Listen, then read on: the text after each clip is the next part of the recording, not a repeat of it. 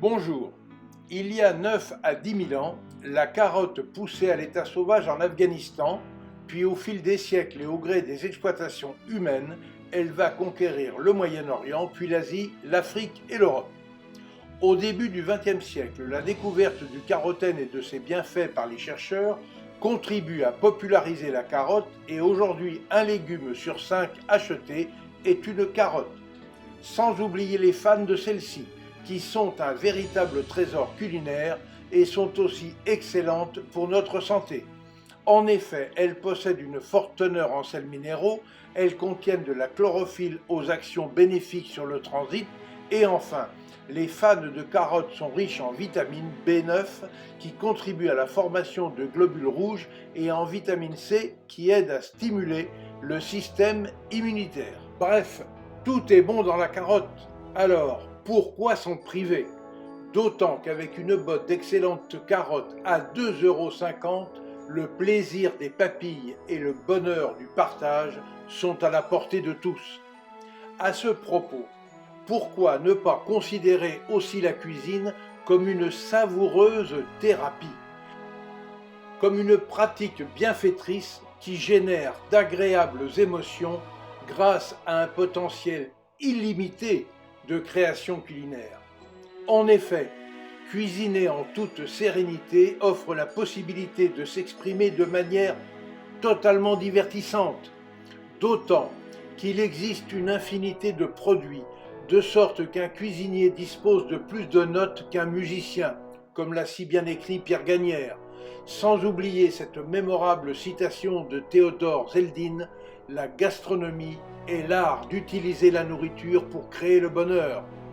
Alors, à vos fourneaux et passez du bon temps à mitonner de savoureux petits plats. Vous prendrez du plaisir et répandrez du bonheur gourmand autour de vous. Pour ma recette du jour, j'utilise une botte de carottes et un oignon rouge de plein champ provenant de chez Mylène Bess et Jordan Coquille installés sur les hauteurs de Réalville en Tarn-et-Garonne, mais aussi 4 œufs de poule élevés en plein air, 150 g de gésier de canard confit.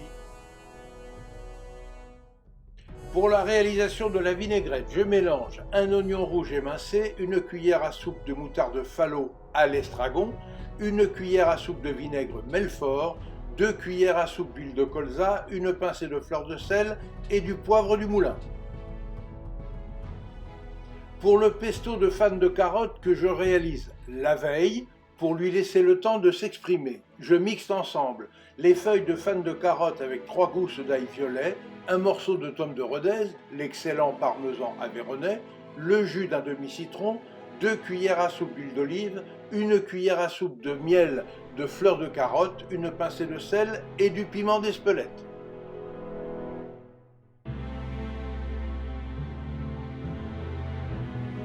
Au moment du dressage, j'ai d'ailleurs mélangé les jaunes d'œufs avec le pesto avant de les réinsérer sur les blancs d'œufs. Concernant les beignets de fan de carottes, je mélange dans un grand bol un œuf entier avec 125 g de farine et 10 centilitres d'eau, et après avoir lavé et séché les fans, il suffit ensuite de tremper ces fans dans la pâte obtenue et de les faire cuire aussitôt dans de l'huile chaude. Voilà, tous les ingrédients sont prêts.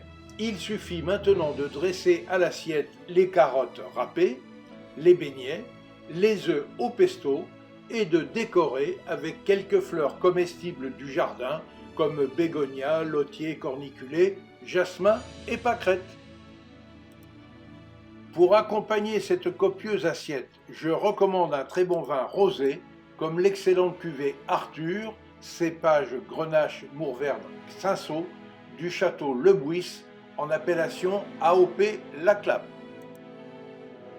Et n'oubliez pas, pour suivre facilement mes recettes et nos reportages, abonnez-vous à notre chaîne Escapades et Découvertes TV, c'est gratuit. Et surtout, obligez-vous à faire travailler les producteurs locaux de vos régions. Vous participerez ainsi à la sauvegarde des artisans du goût français.